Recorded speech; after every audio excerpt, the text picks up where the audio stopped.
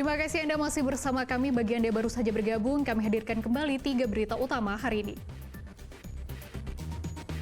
Sepekan berada di pengungsian, korban banjir di Kabupaten Musirawas terserang berbagai penyakit dan kesulitan air bersih. Dinilai semakin meresahkan, Sumatera Selatan mulai melarang penggunaan knalpot brong di seluruh wilayah.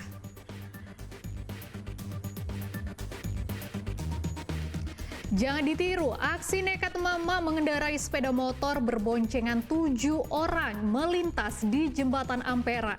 Polisi beri sanksi tilang.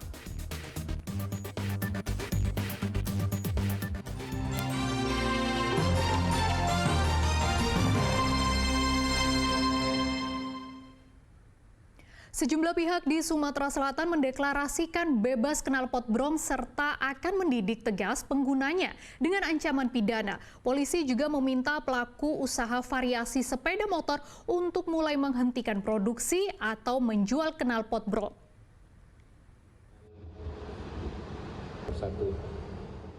Larangan penggunaan knalpot brong di Sumatera Selatan akan dilakukan secara masif melalui deklarasi bebas knalpot yang dilaksanakan serentak di seluruh kabupaten dan kota di Sumsel mulai pekan ini.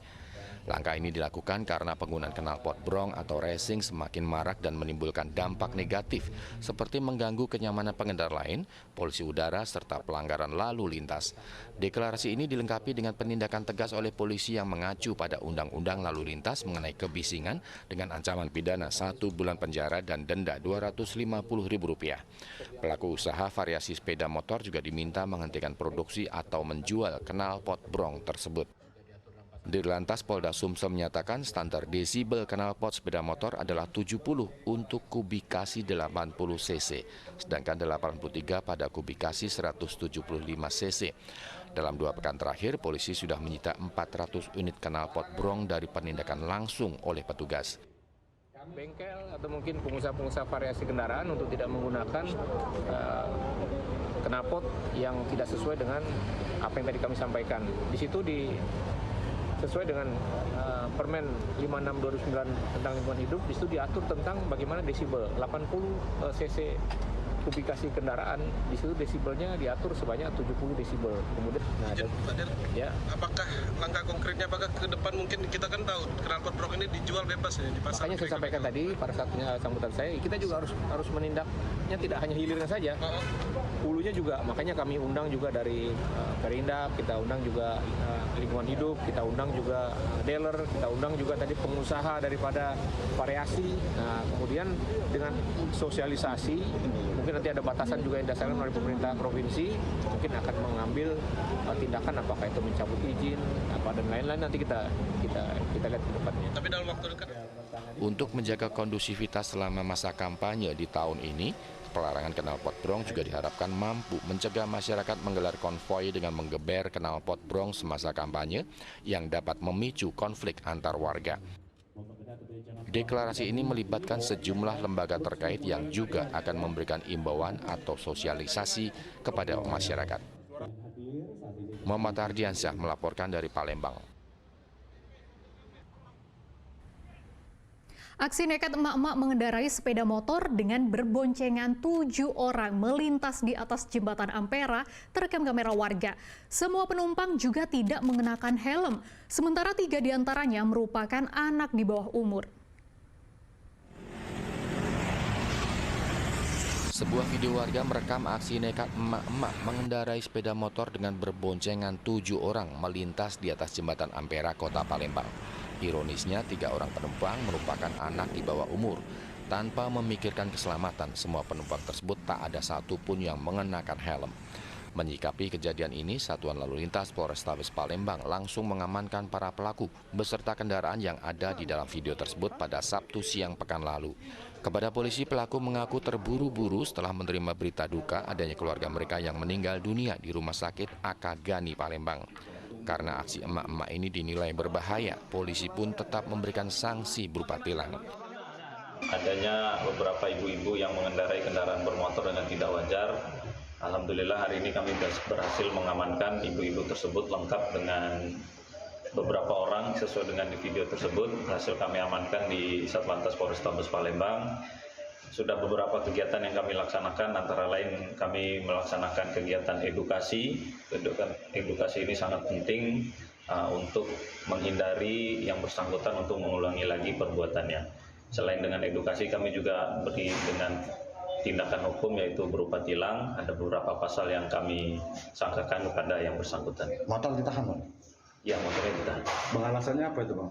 Jadi informasi dari yang bersangkutan menerima kabar duka adanya keluarga yang meninggal di Rumah Sakit Kagani. Jadi karena panik dan terburu-buru, yang bersangkutan melakukan perboncengan tersebut yang sesuai dengan yang video yang beredar.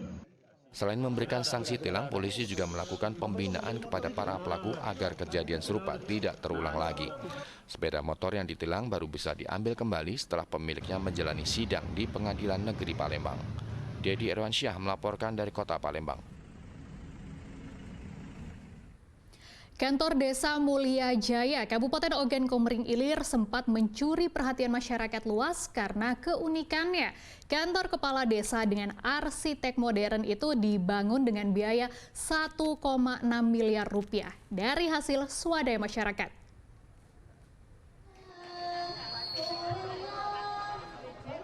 Impian masyarakat Desa Mulya Jaya, Kabupaten Ogan Komering Ilir untuk memiliki kantor pemerintah desa akhirnya terwujud.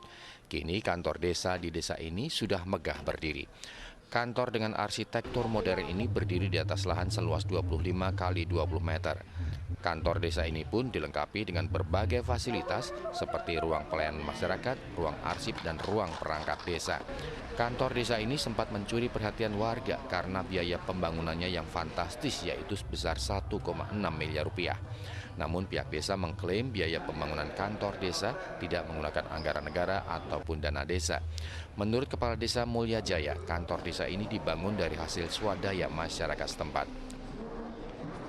Untuk masalah pembangunan kantor Desa Mulya Jaya ini dibiayai dari sumber daya swadaya masyarakat. Alhamdulillah masyarakat Desa Mulya semangat untuk membangun kantor tersebut dikarenakan kita berpikirnya pertama sampai ke anak cucu. Yang kedua, dana desa juga tidak bisa digunakan untuk kantor kepala desa.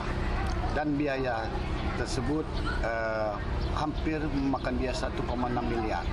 Alhamdulillah, saya sangat bersyukur, masyarakat kami sangat antusias karena bisa untuk sampai anak cucu, dan biaya tersebut yang jelas dikoordinir dari pengurus KUD Desa Mulya Jaya.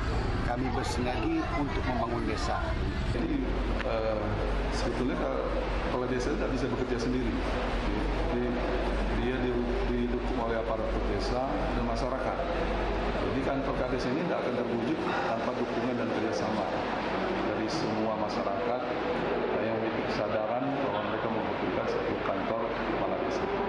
Karena itu kita memberikan apresiasi kepada masyarakat Mulya Jaya, khususnya KDS yang telah berhasil mewujudkan kantor KDS ini dengan menghimpun semua masyarakat untuk memiliki kesadaran untuk menggugah kewajiban untuk bersama-sama bergotong royong membangun kantor desa ini. Mudah-mudahan kantor desa ini bisa menjadi contoh. Jadi tidak saja contoh. Pembangunan kantor Desa Mulya Jaya memakan waktu selama 3 tahun sejak tahun 2020. Pembangunan kantor desa ini merupakan bukti masyarakat Desa Mulya Jaya sangat mendukung aparatur desa dalam menjalankan roda pemerintahnya agar berjalan dengan baik sehingga terwujud pelayanan masyarakat yang lebih baik.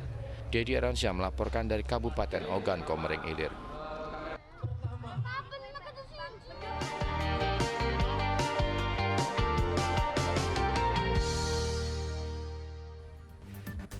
Laporan tadi mengakhiri berita Palembang hari ini. Saya Frin Meriana berterima kasih atas perhatian dan kebersamaan Anda. Selamat beraktivitas dan sampai jumpa.